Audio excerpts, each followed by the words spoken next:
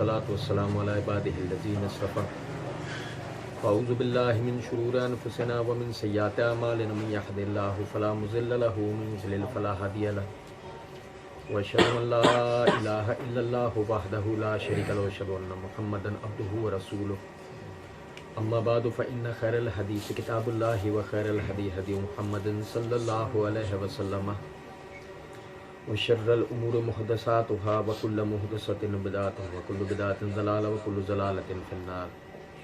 أعوذ بالله السميع العليم من الشيطان الرجيم من حمده ونفخه ونفسه. بسم الله الرحمن الرحيم. اللهم صل على محمد وعلى آل محمد كما صليت على إبراهيم وعلى آل إبراهيم إنك حميد مجيد. اللهم بارك على محمد وعلى آل محمد كما باركت على إبراهيم وعلى آل إبراهيم إنك حميد مجيد. رب اشرح لي صدري ويسر لي أمري واحلل عقدة من لساني يفقهوا قولي رب زدني علما.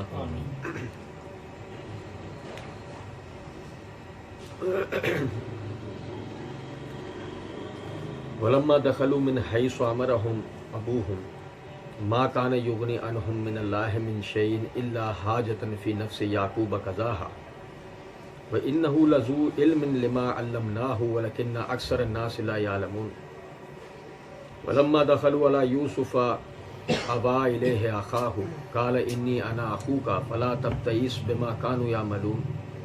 فلما جهزهم بجهازهم جعل السقاية في رحل أخيه ثم أذن مؤذن أيتها العير إنكم لسارقون. قالوا وأقبلوا عليهم ماذا تفقدون.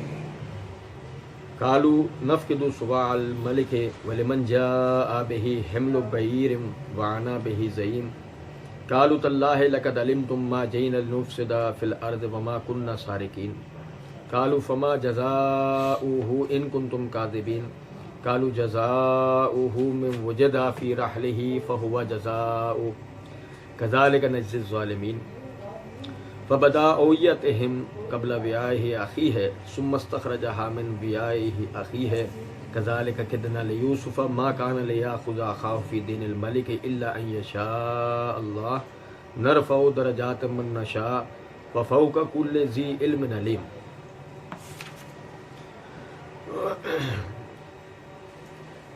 اللہ رب العزت کے فضل و کرم سے آیت نمبر 67 تک آخری درس میں ہم نے پڑھا تھا. آیت نمبر 68 سے آیت نمبر 76 تک آپ بھائیوں کے سامنے پڑھا ہے.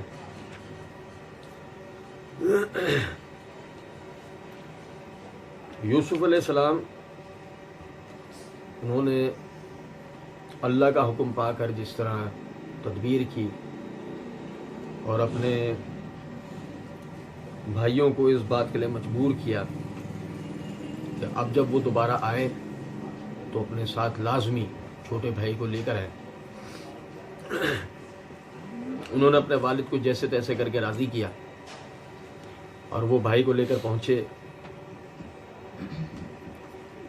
ہم پڑھ رہے تھے کہ یعقوب علیہ السلام نے انہیں یہ بات کہی تھی کہ تم جب وہاں جاؤ تو الگ الگ دروازوں سے جانا، ایک دروازے سے سب کے سب نہ چلے جانا.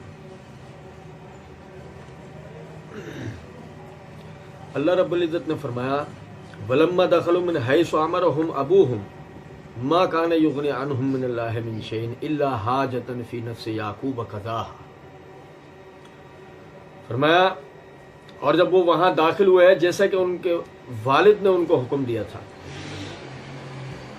تو وہی ہوا کہ جو انہوں نے کہا تھا وَمَا أُغْنِي عَنْكُمْ مِنَ اللَّهِ مِنْ شَيْءٍ، میں اللہ کی تقدیر کے معاملے میں تمہارے کسی طرح کام نہیں آ سکتا، تمہیں کوئی فائدہ نہیں پہنچا سکتا. اللہ نے وہی بات فرمائی مَا كَانَ يُغْنِي عَنْهُمْ مِنَ اللَّهِ مِنْ شَيْءٍ، تو اللہ کے سوا کوئی بھی یعنی ان کو فائدہ دینے والا نہ ہوا.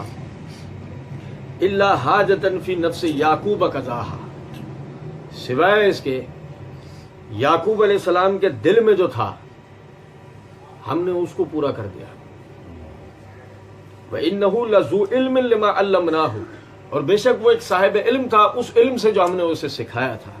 وَلَكِنَّ أَكْثَرَ النَّاسِ لَا يَعْلَمُونَ، اور لیکن اکثر لوگ اس بات کو نہیں جانتے. دیکھیں اس آیت میں دو بنیادی چیزیں سمجھنے کی ہیں. اللہ رب العزت نے انسان کی تقدیر کو اس طرح تخلیق کیا ہے کہ بھلائی اور برائی انسان کے ساتھ چپکی ہوئی ہے، اور جو بھی بھلائی انسان کو پہنچتی ہے اللہ کے حکم سے پہنچتی ہے، جو بھی برائی انسان کو پہنچتی ہے اللہ کے حکم سے پہنچتی ہے. نہ اچھائی کو حاصل کرنے میں بندے کا کوئی اختیار ہے اور نہ ہی برائی کو حاصل کرنے میں بندے کا کوئی اختیار ہے، سوائے اس کے کہ اللہ رب العزت نے اسے اچھائی اور برائی کو سمجھایا ہے کہ یہ اچھا ہے یہ برا ہے، اسے اختیار کرو اسے چھوڑ دو. انسان تدبیر کر سکتا ہے، تقدیر سے نہیں لڑ سکتا. یہ سمجھیں ذرا اس بات. دیکھیں کہ یعقوب علیہ السلام نے اللہ رب العزت نے فرمایا وَإِنَّهُ لَذُو عِلْمٍ لِمَا عَلَّمْنَاهُ. یعقوب بڑا صاحب علم تھا، جو علم ہم نے اسے سکھایا تھا. لیکن آپ دیکھیں کہ ہم آخری آیت، یعنی اس درس میں اگر ہمیں وقت ملتا ہے تو ہم آخری آیت پڑھیں گے وَفَوْقَ كُلِّ ذِي عِلْمٍ عَلِيمٍ، اور تمام علم والوں سے بڑھ کر علم والا اللہ ہے. تو بات یہ ہے کہ ان کو جو کچھ بھی سکھایا گیا وہ سکھایا گیا، مگر وہ عالم الغیب نہیں بن گئے کہ وہ تقدیر سے لڑنا شروع ہو جائے. ایک ہے کہ اللہ رب العزت نے ایک پورا ایک سسٹم بنا دیا تھا. جیسے کہ ہم پڑھ رہے ہیں یوسف اپنے والد سے جدا ہوں گے، وہ مصر پر چھائے جائیں گے، وہاں وہ جوان ہوں گے، وہاں وہ بادشاہ بنیں گے، اور بادشاہ بننے کے ایک وقت کے بعد وہ اپنے باپ اور بھائیوں سے ملیں گے. اس طرح کہ باپ، جیسے کہ ہم پڑھیں گے، نابینا ہو چکا ہوگا. باپ عمر کے ایک ایسے حصے میں پہنچ چکا ہوگا کہ جب وہ نابینا ہو گیا ہے، لیکن اس کی بینائی بھی واپس آ چکی ہوگی. وہ شان و شوکت جو بیٹے کو حاصل ہوئی ہوگی اس کے ساتھ باپ اور سارے بھائی بھی شریک ہوں گے. بظاہر جو زندگی بکریاں چراتے گزری ہے سب کا حاصل انہیں ایک ساتھ ملے گا، لیکن یہ شروع کہاں سے ہوا، اس کی بسم اللہ کہاں سے ہوئی ہے؟ فصبر جمیل واللہ المستعان علی ما تصفون. کہ جب وہ حادثہ ان کے ساتھ ہوا تھا تب بجائے واویلا کرنے کے انہوں نے ایک مومن کی طرح یہ بات کہی فصبر جمیل، صبر کرنا یہ سب سے بہتر ہے، اور اللہ ہی ہمارا مددگار ہے، وہ جو تم نے آ کر بتایا ہے اس پر. تو اللہ نے مدد کی، اور وہ جو اپنے بیٹے کے لیے دل میں چاہت رکھتے تھے، جیسے کہ ہم پڑھیں گے آگے انشاءاللہ، وہ جو اپنے بیٹے کے لیے دل میں چاہت رکھتے تھے اللہ رب العزت نے اس چاہت کو پورا کیا. بیٹا بھی ملا، جوان اور توانا ملا، بیٹا صاحب ملک ملا، بیٹا صاحب خزانہ ملا. اور ایسا ہی نہیں کہ وہ اکیلا، پھر سب کے سب کو اللہ نے نوازا، یہاں تک کہ بینائی بھی لوٹائی. یہ ہے اللہ کی تدبیر، اور ساری تدبیروں پر غالب آنے والی تدبیر ہے اللہ کی. تو اس ساری بات کا مطلب کیا ہے؟ ہم اپنے طور پر صرف کوشش کر سکتے ہیں، ہر کوشش میں بھروسہ اللہ رب العزت پر رکھیں گے. اللہ نے فرمایا فَإِذَا عَزَمْتَ فَتَوَكَّلْ عَلَى اللَّهِ. جب تو ایک دفعہ پختہ ارادہ کر لے اللہ پہ بھروسہ کیا ہے. یہاں یہی ہوا، انہوں نے انہیں تدبیر بتائی اور ساتھ ہی یہ بھی بتا دیا کہ دیکھو یہ تدبیر اپنی جگہ، مگر میری اس تدبیر کا قطعی یہ مطلب نہیں ہے کہ میں اللہ کی مقرر کردہ تقدیر پر غالب آ جاؤں. نہیں، جو اللہ چاہے گا ہوگا تو وہ تم لوگوں کے ساتھ. اور یہی اللہ نے پھر آگے فرمایا کہ جیسے ان کے باپ نے انہیں کہا تھا، وہ جب وہاں داخل ہوئے تو ان کے کوئی چیز بھی ان کو فائدہ پہنچانے والی سوائے اللہ کے. فائدہ کیا پہنچا؟ الا حاجتن فی نفس یعقوب قضاها. یعقوب کے دل میں صدیوں سے جو آرزو پنپ رہی تھی اللہ نے اس کو پورا کر دیا.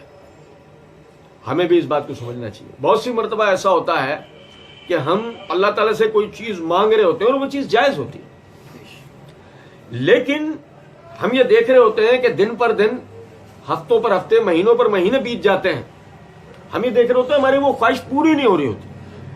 تو سمجھے ذرا اس بات کو. بڑے بزرگ کہا کرتے ہیں کہ اللہ کے ہاں دیر کا معاملہ تو ہو جاتا ہے، یعنی کہ ہماری حاجت کے پورا ہونے میں دیر کا معاملہ تو ہوتا ہے، اندھیر کا معاملہ نہیں ہوتا. دیر ضرور ہو جائے گی پورا ہونے میں، لیکن اللہ کے یہاں پر ایسا نہیں ہے. خالی اللہ کسی کو نہیں لوٹاتا. یہ بات یاد رکھیں، خالی بندے کے ہاتھ اللہ کو لوٹاتے حیا آتی ہے. سنن ابی داؤد کے اندر حدیث ہے، نبی صلی اللہ علیہ وسلم نے فرمایا کہ جب اللہ کا بندہ اللہ کے آگے ہاتھ اٹھا کر دعا کرتا ہے، اللہ کو اس کے ہاتھ خالی لوٹاتے حیا آتی ہے. بندے کی کوئی بھی آرزو کیوں نہ ہو، جائز، ایسا نہیں ہو سکتا کہ اللہ اسے خالی لوٹائے. جیسے سنن ترمذی میں حدیث ہے، یا تو اللہ رب العزت اس کو حاجت عطا کرتا ہے، یا اللہ رب العزت اس کا نعم البدل اس کو دیتا ہے. کیا مطلب نعم البدل؟ وہ چیز جو بندہ اپنے لیے مانگ رہا ہوتا ہے وہ اس کے لیے فائدہ مند نہیں، نقصان دہ ہوتی ہے، بندہ نہیں جانتا. تو اللہ اس کو نعم البدل دیتا ہے جس میں اس کے بندے کے لیے فائدہ ہے. اور یا پھر یہ ہوتا ہے کہ جو وہ مانگ رہا ہے وہ اور اس کا نعم البدل ہر چیز اس کے لیے نقصان دہ ہے، تو اللہ رب العزت اس کی دعا کے بدلے میں آخرت کا اس کا اجر بنا کے رکھ دیتا. رد ہوئی؟ رد نہیں ہوتا. فرمایا کہ وَإِنَّهُ لَذُو عِلْمٍ لِمَا عَلَّمْنَاهُ، اور یعقوب بڑا علم والا تھا اس پر جو علم ہم نے اس کو عطا کیا. بڑی بات ہے اس کی. آپ دیکھیں نبی صلی اللہ علیہ وسلم، اللہ رب العزت نے آدم علیہ السلام سے لے کر عیسیٰ علیہ السلام تک جو بھی وحی نازل کی ان سب کا مجموعہ نبی صلی اللہ علیہ وسلم پر نازل کیا. یہ پتہ ہے نا آپ لوگوں کو، آدم علیہ السلام سے لے کر نبی صلی اللہ علیہ وسلم تک انبیاء کرام علیہم الصلوۃ والسلام سارے اصولیات میں متفق ہیں. سب پر اصول و عقائد ایک ہی اترے، ان میں کوئی فرق نہیں تھا. اور اللہ رب العزت نے ان سب کا مجموعہ نازل کرا نبی صلی اللہ علیہ وسلم پر. فرمایا مصدقا لما بین یدیہ، کہ جو پہلے سے کتابیں ان کے ہاتھ میں تھیں قرآن اس کی تصدیق کرتا ہے. اس کا مطلب وہ ساری چیزیں نبی صلی اللہ علیہ وسلم پر نازل ہوئی. مگر آپ یہ دیکھیں نبی صلی اللہ علیہ وسلم اپنے زمانے میں، یعنی نبی صلی اللہ علیہ وسلم سارے نبیوں کے بعد آخری نبی ہونے کی حیثیت سے اپنے زمانے میں سب سے زیادہ علم والے تھے. کوئی بھی نبی اگر آپ کے زمانے کے بعد بھی جو آپ کے امتی کی حیثیت سے پیدا ہوتا ہے وہ علم میں آپ کی پیروی کرے گا. جیسے عیسیٰ علیہ السلام اب جب امتی کی حیثیت سے آئیں گے وہ علم میں کس کی پیروی کریں گے؟ نبی صلی اللہ علیہ وسلم. میں نے سورہ آل عمران میں پورا اس کی وضاحت دی تھی. آپ دیکھیں کہ اس سب کے باوجود بھی نبی صلی اللہ علیہ وسلم یہ دعا کیا کرتے تھے، رب زدنی علما، اے میرے رب میرے علم میں اضافہ کر. حقیقی علم کس کے پاس ہے؟ اللہ کے پاس. باقی سب طالب علم، باقی سب پر جس کے لیے اللہ نے جتنا چاہا علم کو، اور وہ تو کہتا ہے نا وَلَا يُحِيطُونَ بِشَيْءٍ مِّنْ عِلْمِهِ إِلَّا بِمَا شَاءَ. اللہ کے علم کا کوئی چیز احاطہ نہیں کر سکتی، جس کے لیے اللہ چاہے اس کو جتنا چاہے عطا کرتا ہے. ٹھیک ہے. آپ دیکھیں اللہ نے فرمایا وَلَكِنَّ أَكْثَرَ النَّاسِ لَا يَعْلَمُونَ، لیکن اکثر لوگ ایسے ہیں جنہیں علم ہوتا. میں نے سورہ اقرا کے اندر بتایا تھا جس چیز کو علم کہا جائے اسلام کے علاوہ ایسی کوئی چیز نہیں. اس کو میں نے دلائل بتایا دنیاوی اعتبار سے. اسلام کے علاوہ کوئی چیز بھی علم کی تعریف صادق نہیں آتی. علم صرف اور صرف اسلام. اور جب اللہ نے کہا بلکن اکثر الناس لا یعلمون، اور لیکن اکثر لوگ علم نہیں رکھتے، تو مراد کیا؟ اسلام. اب ایک آدمی ڈاکٹر ہے، ایک آدمی انجینئر ہے، ایک آدمی بڑے سے بڑے CSS کیا ہوا ہے یا بڑی بڑی ڈگریاں اس نے علم کی لی ہوئی ہیں، لیکن اگر وہ اسلام کے بارے میں نہیں جانتا وہ کیا ہے؟ لا علم. وہ کیا ہے؟ وہ لا علم ہے. وہ اسلام کو نہیں جانتا، وہ لا علم. فرمایا وَلَمَّا دَخَلُوا عَلَى يُوسُفَ آوَىٰ إِلَيْهِ أَخَاهُ. یہ اپنے بھائی کو لے کے جیسے ہی وہاں پہنچے، یوسف علیہ السلام نے کہا آپ لوگ سامان لوڈ کروائیں، اس کو بٹھائیں میرے پاس. یوسف علیہ السلام نے اپنے بھائی کو اپنے پاس جگہ دی. اس کے بعد بھائی کی ثواب دید پر چھوڑا کہ بھائی پہچانے. بھائی پہچان ہی نہیں پا رہا. بہت چھوٹے تھے، یوسف علیہ السلام سے بھی چھوٹے تھے نا. یہ تو بہت چھوٹے تھے جب یوسف علیہ السلام گم ہوئے تھے. تھوڑی بہت یاد دلانے کی کوشش کی، اسے یاد نہیں آ رہا. قال انی انا اخوک فلا تبتئس بما كانوا يعملون. اب بتانا شروع کرا ایسے ایسے تیرا بھائی تھا. آپ پڑھیں توریت اس جگہ سے, کتاب پیدائش کے اندر پورا ذکر ہے. مبالغہ رائی کو ایک طرف رکھ کے اگر دیکھا جائے وہ تو وہاں پہ یہ بات کا ذکر آتا ہے کہ اس کو جب نشانیاں بتانا شروع کی نا بھائی کو, اس کی آنکھوں میں آنسو آ گئے. ہاں ہمارا ایسے ایک بھائی تھا اور یہ تھا, اس ہمارے بھائیوں نے ہمارے ساتھ بڑا غلط کیا اور یہ وہ سب. وہ بھائی جیسے ہی بتانے لگے یوسف علیہ السلام خاموشی سے سنتے رہے. اس کے بعد فرمایا انی انا اخوکا, میں ہوں تیرا وہ بھائی. فلا تبتئس بما كانوا يعملون, جو کچھ انہوں نے کیا اس پہ اب تو مایوس مت ہو, اب تو غمگین مت ہو, تیرا بھائی تیرے ساتھ. فلما جاهزهم بجهازهم جعل السقاية في رحل اخيه. اب دیکھیں سمجھے ذرا اس بات کو. یہ یوسف علیہ السلام کا بھائی ہے. یوسف علیہ السلام نے بطور تحفہ اپنے بھائی کو پیالہ دیا. میری بات توجہ سنیں جو میں آپ کو بتا رہا ہوں, یہ بات پرویزیوں کے والے سے بڑا کام آتی ہے. یوسف علیہ السلام نے بطور تحفہ اپنے بھائی کو پیالہ دیا, ایک شاہی پیالہ. پیالے سے مراد سمجھے ذرا, باؤل کہتے ہیں ہم انگلش میں, اردو میں اسے پیالہ کہتے ہیں, عربی میں سکایا کہتے ہیں. تو جو شاہی پیالہ تھا بطور تحفہ بھائی کو اپنے دیا. یوسف علیہ السلام کی ملکیت تھا نا وہ, انہوں نے بطور تحفہ دیا بھائی کو. اب ظاہر ہے کہ یہ بتا دیا انہیں پہلے سے ہی کہ ان کے سامنے جو ہے وہ میرا کوئی ذکر نہیں ہونا چاہیے. ٹھیک ہے, میں نے تجھے بتا دیا ان کے آگے میرا کوئی ذکر نہیں ہونا چاہیے. اچھا, جب وہ پیالہ انہیں دیا گیا, وہ کہاں رکھیں گے پیالے کو؟ وہ اپنے سامان میں رکھیں گے نا پیالے. پیالہ انہوں نے اپنے سامان میں رکھ دیا. بھائی کو انہوں نے یہاں روکا ہوا ہے, بھائی کو انہوں نے یہاں روکا ہوا ہے, اور دربان کو کہا میرا پیالہ لاؤ. بھائی کو تو یہاں روکا ہوا ہے نا. سواریاں تو وہ باہر جو وہ یعنی کہ اناج کھانا ہے, سواریاں تو وہاں پہ لوڈ ہو رہی ہے نا, سامان تو وہاں لوڈ ہو رہا ہے. بھائی سارے وہاں کھڑے, ان کو تو یہ ہے کہ جب اینڈ میں ہم جا رہے ہوں گے چھوٹے بھائی کو ساتھ لے جائیں گے. یہ اسے دے دیا گیا, اور اس کے سامان کے اندر وہاں پہ اس کو لے جا کے رکھ دیا گیا. اب یہ یہاں ساتھ ہے. یوسف علیہ السلام نے اپنے غلام کو کہا میرا پیالہ لے کر آؤ. وہ پیالہ لینے کے لیے نکلتا ہے, غلام اسے پیالہ ملتا. اب سب کو کیا کہ یہ سب جو لوگ آ جا رہے ہیں ان میں سے کسی نے اسے چرایا ہے, ان میں سے کسی نے پیالے کو چرایا. اب ثم اذن مؤذن ایتها العیر انکم لسارقون.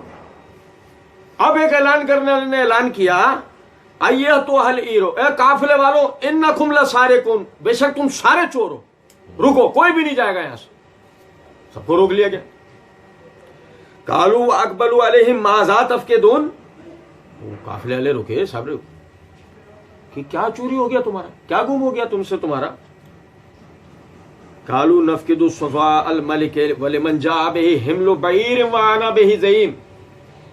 وہ یعنی کہ جو آیا تھا اعلان کرنے والا غلام, اس نے کہا ہمارے بادشاہ کا پیمانہ چوری ہو گیا ہے, اب جو اسے لے کر آئے گا میں ضمانت دار ہوں کہ اس کو ایک اونٹ کا بوجھ مفت دیا جائے گا. یعنی اناج, ایک اونٹ جتنا اناج اسے مفت دیا جائے گا, ہمیں وہ چاہیے پیالہ. وانا بہی زعیم, میں اس کا ضمانت دار ہوں کہ اس کو انعام ملے گا. قالوا تاللہ لقد علمتم ما جئنا لنفسد فی الارض وما كنا سارقین. وہ سب کہنے لگے کہ تم اچھی طرح جانتے ہو ہم یہاں اناج کے سلسلے میں آتے ہیں, ہم کو یہاں فساد کرنے تھوڑے آتے, اور ہم چور نہیں ہیں. اب سنیں ذرا اس بات کو نا, یعنی کہ ویسے بھی آپ دیکھیں مصر کے سپاہیوں کے آگے وہ سارے قافلے کی حیثیت کیا ہے.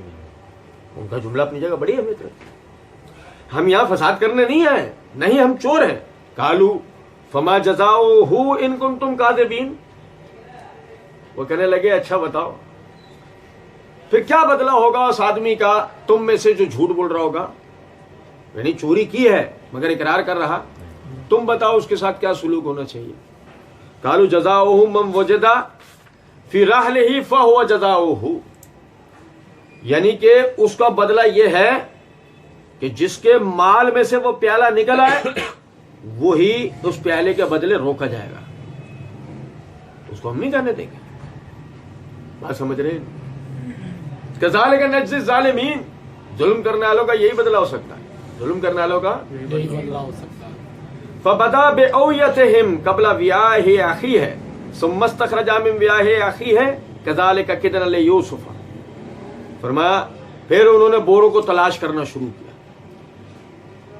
ڈھونڈتے ڈھونڈتے کہاں پہنچے؟ بھائی کے بورے کے. ثم استخرج من ویاہ اخیہ. نکالا پیالہ کہاں سے؟ کہاں تھا پیالہ؟ تو وہیں سے نکلے گا. پیالہ وہاں سے نکلا. اور طے کیا پا چکا ہے؟ جس کے مال میں سے نکلے گا اس کو سزا کے طور پہ اس کو روکا جائے گا. فرمایا کذالک کدنا لیوسف. اور اس طرح ہم نے یوسف کو وہ تدبیر سکھائی. ما کان لیاخذ اخاہ فی دین الملک الا ان یشاء اللہ. اور فرعون کی حاکمیت کے اندر وہ کسی بھی طرح اپنے بھائی کو وہاں نہیں روک سکتا تھا الا ان یشاء اللہ، سوائے اس کے کہ جو اللہ چاہے. میں نے شروع سورت کی ابتدا کے اندر یہ بات بتائی تھی کہ مصر کے اندر غیر قومیت کا آدمی سوال ہی نہیں پیدا ہو سکتا کہ انہیں وہ رہائش دیں، انہیں وہ روکے. نہیں، ایک جگہ ہے یہاں روکنے، سیدھا زندان. سیدھا کہاں پہنچایا جائے گا؟ سیدھا زندان کے اندر پہنچایا جائے گا. یہ تو سوال ہی نہیں پیدا ہو سکتا نا کہ آزاد شہری کے طور پہ کوئی وہاں روکنے کا کوئی سلسلہ بن سکتا. نہیں. اور یہاں سے دو باتیں سمجھیں. پہلا، آپ دیکھیں کہ وہ یعنی کہ ایک تیسری دنیا سے تعلق رکھنے والے لوگ ہیں. یعنی کہ مصر کے مقابلے میں اگر مدائن کا ذکر کیا جائے تو مدائن کی حیثیت کیا ہے؟ مدائن کی حیثیت بالکل ایسے کہ امریکہ کے آگے یوگنڈا کی حیثیت کیا ہے امریکہ کے آگے. لیکن آپ دیکھیں وہ جب ان سے پوچھا گیا کہ بھائی جس کے پتہ لگے کہ یہ چور ہے، جس کے مال میں سے برآمد ہو، تو سزا کیا ہے؟ کہ وہی اس کی سزا ہے. کوئی سفارش، کوئی تاوان، کوئی دوسری چیز، وہی اس کی سزا. اب آپ جو چاہے اس کے ساتھ کرو. ہم بیچ میں پڑیں گے؟ ہمارے ملک کا کوئی آدمی بیچ میں پڑے گا؟ سوال ہی نہیں. چور کا یہ. آپ دیکھیں نبی صلی اللہ علیہ وسلم کی حدیث ہے اللہ چور کو برباد کر دے کہ معمولی سی چیز کے پیچھے اپنا ہاتھ کٹوا دیتا ہے. بڑی حدیث ہے یہ، اگر ہم سمجھیں تو بڑی حدیث ہے کہ معمولی سی چیز جس کو اگر اپنے ہاتھ پیر چلاتا تو حاصل کر سکتا تھا، ویسے بھی حلال طریقے سے حاصل کر سکتا تھا. فرمایا اللہ چور کو برباد کرے کہ معمولی سی چیز کے پیچھے اپنا ہاتھ کٹوا دیتا ہے. میرے بھائی سمجھیں ذرا اس بات. اگر آپ لا قانونیت کو دیکھیں سمجھا جائے، وہ کرپٹ ملک، ہم پڑھے نا کئی مرتبہ ہم نے اس حوالے سے پڑھا کہ مصر ایک کرپٹ ملک تھا. ایسا نہیں کہ کرپشن وہاں نہیں تھی، ایسے نہیں انہوں نے، یعنی اس وقت کا جو فرعون تھا اس نے ایسے ہی نہیں یوسف علیہ السلام کو اپنا وزیر بنایا. ہم نے وہ پورا پڑھا تھا. لیکن اس کرپشن والے ملک کے اندر بھی اور اس کے پڑوسی ملکوں میں بھی آپ دیکھیں لا قانونیت کی کیفیت نہیں ہے. چوری کی ہے، اس کو سزا ملے گی. کوئی سفارش بدلے میں کوئی تاوان، سوال ہی نہیں پیدا ہوتا. آپ بھی ایسے ہی کریں. اگر آپ قانون کی بالادستی چاہتے ہیں، آپ قانون کو کھڑا کریں. جب تک سزا نہیں دی جائے گی سوال ہی نہیں پیدا ہو سکتا مسئلے کا. لوگ آپ دیکھیں کہ آئے دن زینب کا معاملہ آپ کو پتا ہوگا. چھوٹی زینب کے ساتھ جو واقعہ ہوا تھا وہ آپ کو پتا ہوگا. چھوٹی زینب والا واقعہ پاکستان کی تاریخ کا وہ پہلا واقعہ تھا کہ جس سے یہ بات پتہ لگی کہ اس قسم کے وحشی درندے بھی ہمارے معاشرے میں ہم لوگوں کے درمیان رہتے ہیں. اب کیا ہوا؟ یہ ایک واقعہ ہو گیا. اس واقعے کے بعد پے در پہ آج تک، یعنی کل رات تک کا بھی واقعہ ایک آیا ہے سوشل میڈیا پہ، یعنی کہ اگر کل رات تک کا بھی ہم وہ واقعہ اٹھا کے دیکھیں تو اب تک 42 واقعات پورے ملک میں ہو چکے ہیں. یہ وہ 42 واقعات ہیں جو سوشل میڈیا کی وجہ سے ہمارے سامنے آ گئے.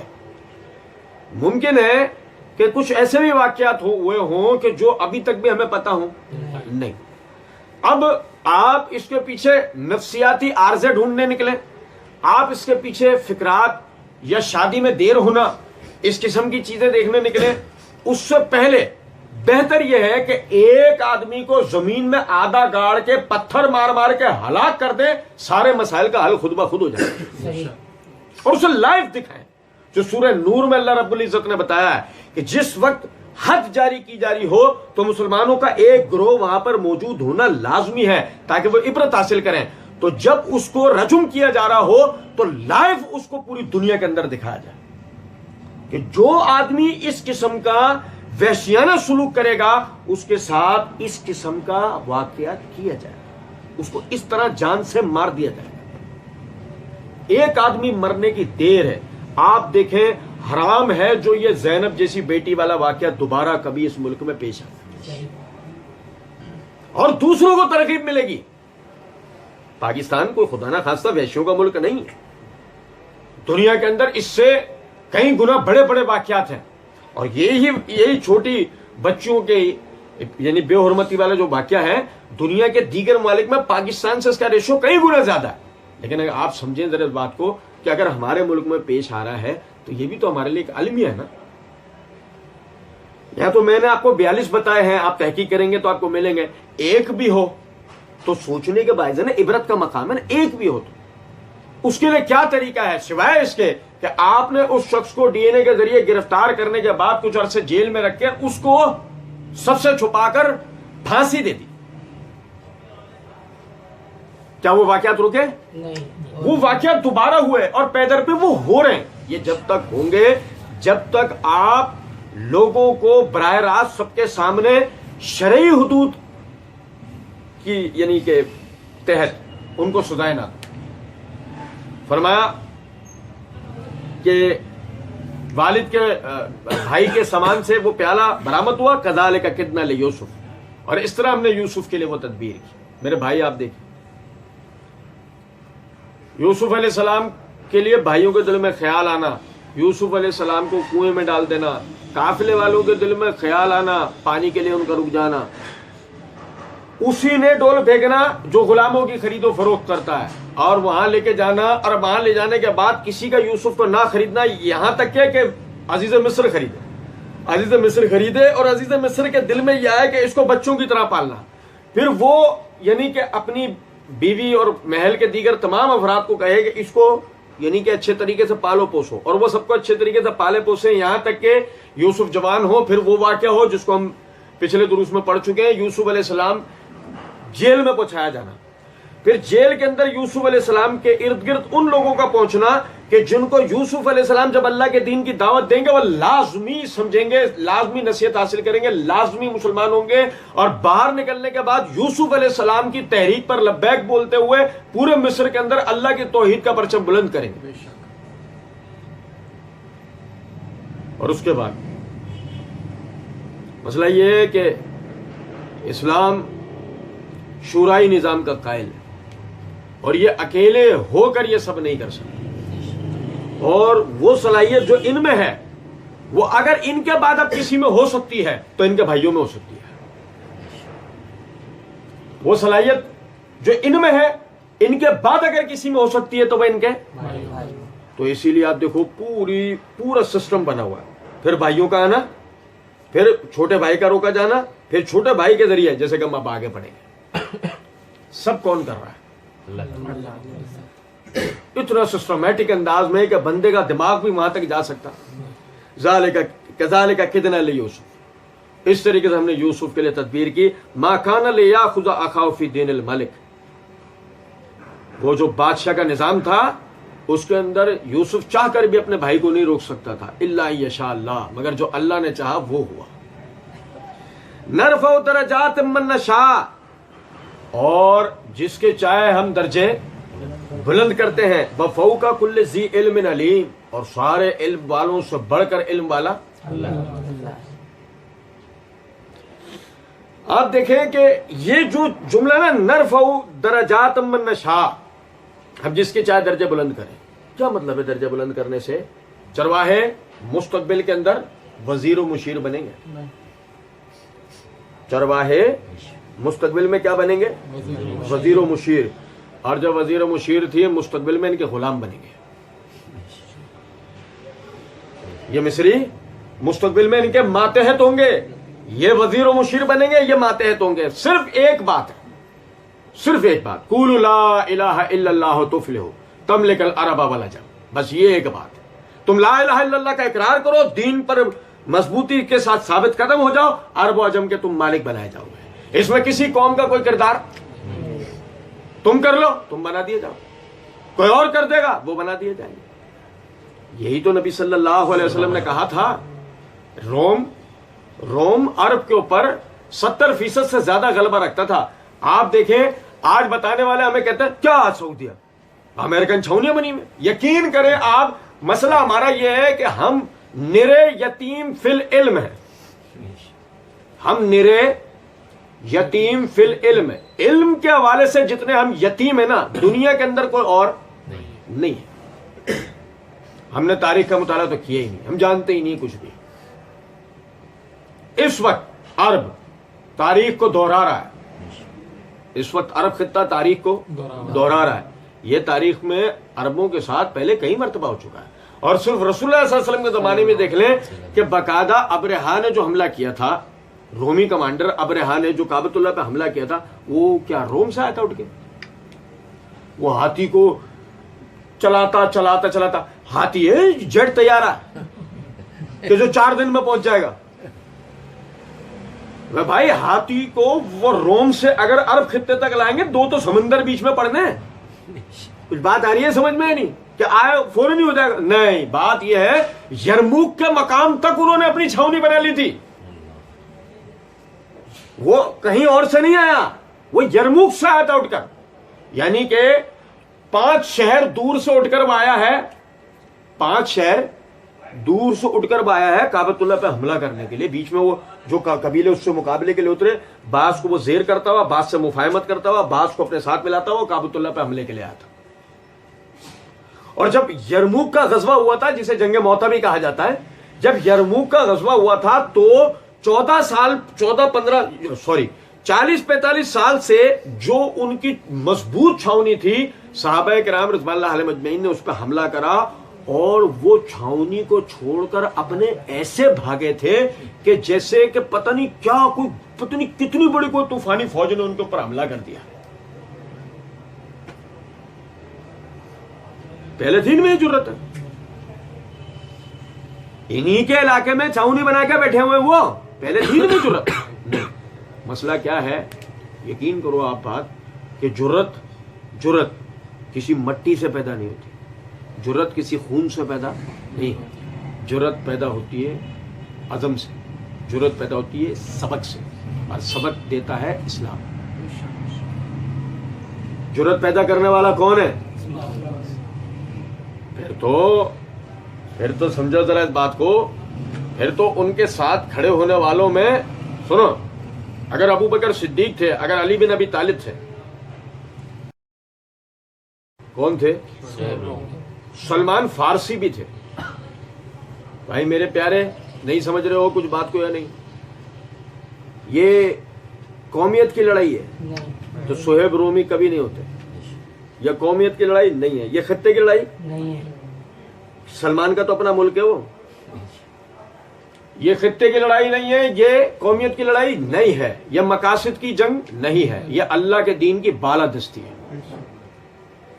اور آپ دیکھیں مزے کی بات کہ وہ جو تیسری دنیا تھے خسرو پرویز کے بقول، کیا یہ اب مجھے عرب کے جنگلی چیلنج کریں گے؟ جیسے آج ہم افریقیوں کو جنگلی بولتے ہیں نا، آج ہم افریقیوں کو جنگلی بولتے ہیں نا، ایسے ایران کے لوگ، ایران والے عربوں کو کیا سمجھتے ہیں؟ یہ جنگلی اب ہمیں چیلنج کریں گے. آپ اندازہ کریں. پھر جن کو جنگلی کہا گیا تھا ان جنگلیوں نے کیا کیا تھا؟ ان کی اینٹ سے اینٹ بجا دی تھی. اللہ نے فرمایا نرفع درجات من نشاء، جس کے ہم چاہے درجے بلند کر دیتے ہیں. وفوق کل ذی علم علیم، ہر علم والے سے بڑھ کر علم والی اللہ کی ذات. کسی کے پاس ملک ہو، بادشاہت ہو، تجربے ہو، اس کی اکنامکس اس کی اسٹرانگ ہو، اس کی ول پاور مضبوط ہو، وہ ہر بھی اعتبار سے بڑا زبردست ہو، ہر چیز اپنی جگہ پر ہے. لیکن اگر اللہ چاہے گا تو پھر کچھ بھی ہو سکتا. اللہ جو چاہے گا وہ ہوگا. فرمایا قالوا ان یسرق فقد سرق اخ له من قبل،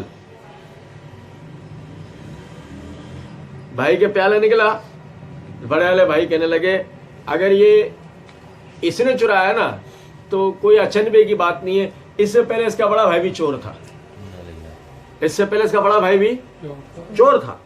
فَأَسَرَّهَا يُوسُفَ فِي نَفْسِهِ, یوسف علیہ السلام ساری بات سن رہے تھے, یوسف علیہ السلام کھڑے ساری بات سن رہے تھے. فَأَسَرَّهَا,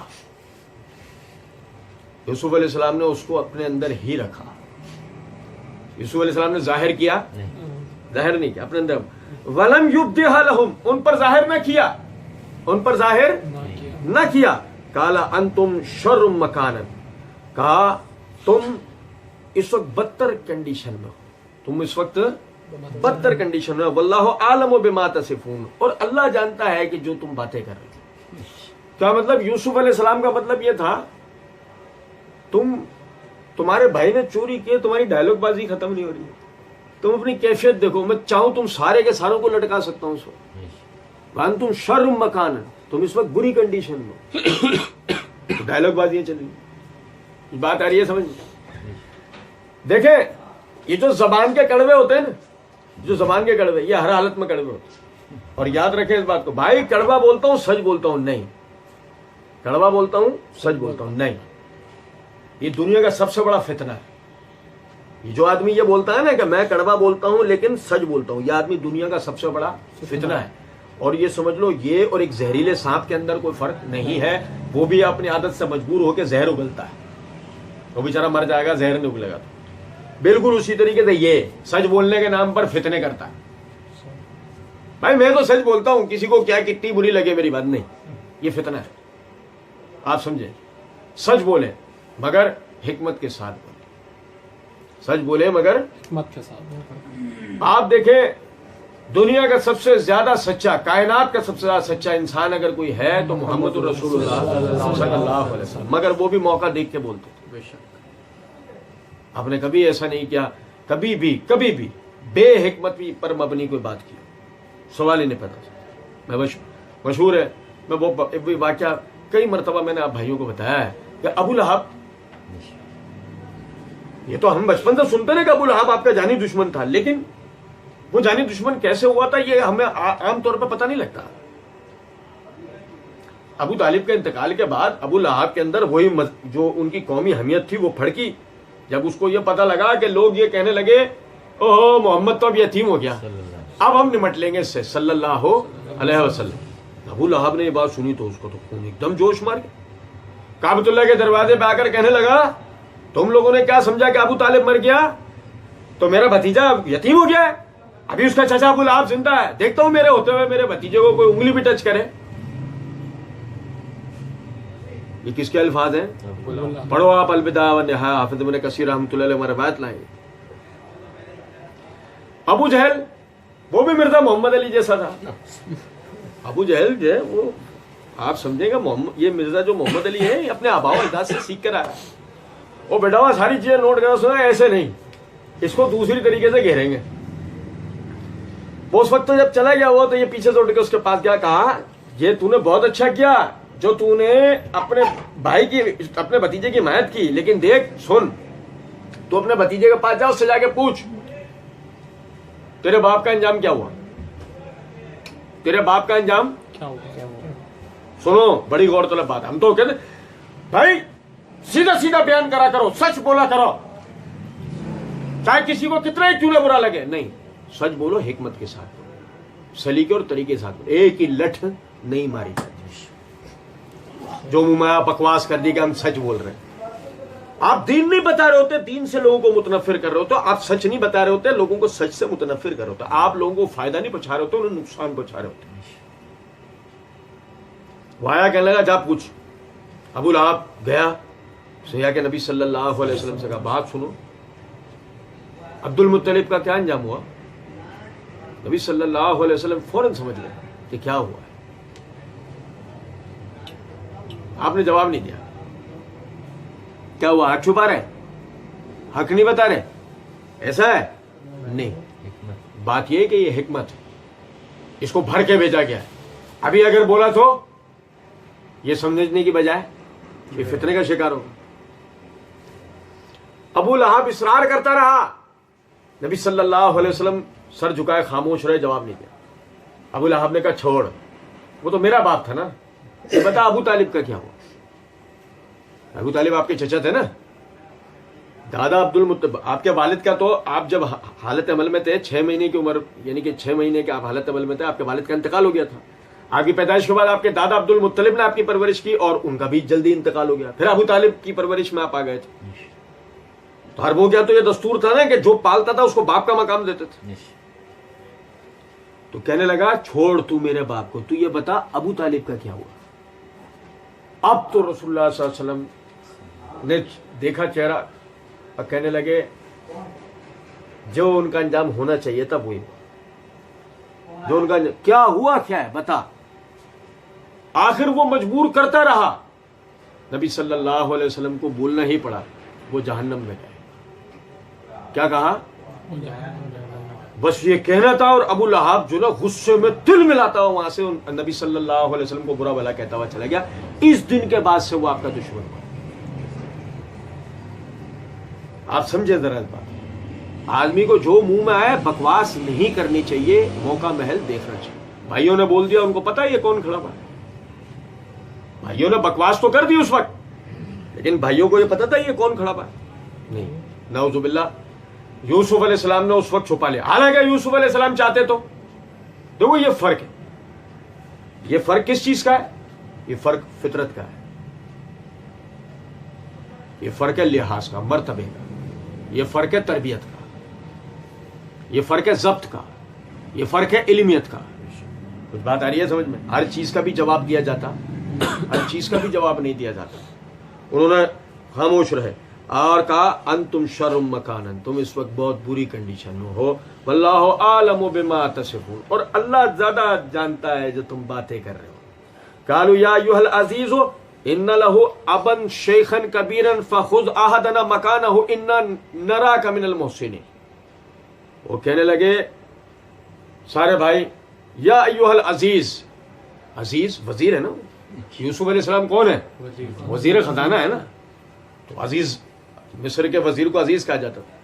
یا ایھا العزیز, اے عزیز, ان لہ ابا شیخا کبیرا, اس کا جو باپ ہے نا وہ بالکل سخت بوڑھا ہو چکا ہے. اس کا جو باپ ہے وہ سخت بوڑھا ہو چکا ہے.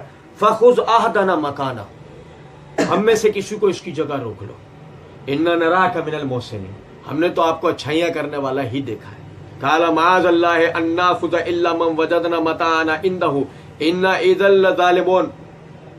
یوسف علیہ السلام نے کہا اللہ کی پناہ, اللہ کی پناہ, ان ناخذ الا من وجدنا متاعنا عنده, کہ ہم کسی اور کو روکیں سوائے اس کے کہ جس کے پاس سے مال برآمد ہوا. انا اذا لظالمون, اگر ہم نے کسی اور کو اٹھا لیا تو ہم تو ظالموں میں سے ہو جائیں. کچھ بات آیا سمجھ میں؟ قانون آیا. قانون یہ ہے جس نے جرم کیا اس کو اٹھاؤ, جس نے جرم کیا ہے اس کو اٹھاؤ. قانون یہ ہے. قانون یہ ہے جس نے چوری کیا اس کو سزا, جس کے پاس سے مال برآمد ہوا اسے اٹھاؤ. مال برآمد ہوا ہے تم اسے لندن جانے دے رہے ہو.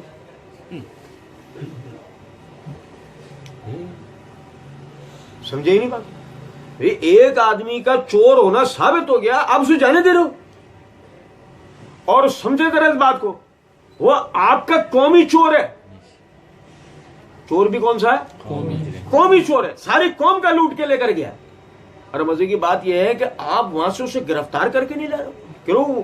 وہ وہاں کے قوانین کا اس پہ اطلاق ہوگا. اگر وہاں کا قوانین کا اطلاق ہوگا تو یہاں کے سفیر کو اٹھاؤ, پھینک دو اٹھا کے.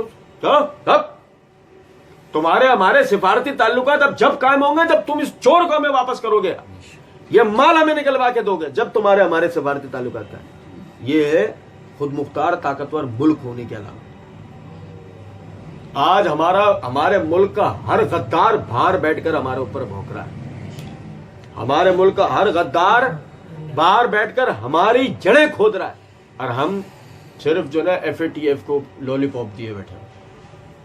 F A T F.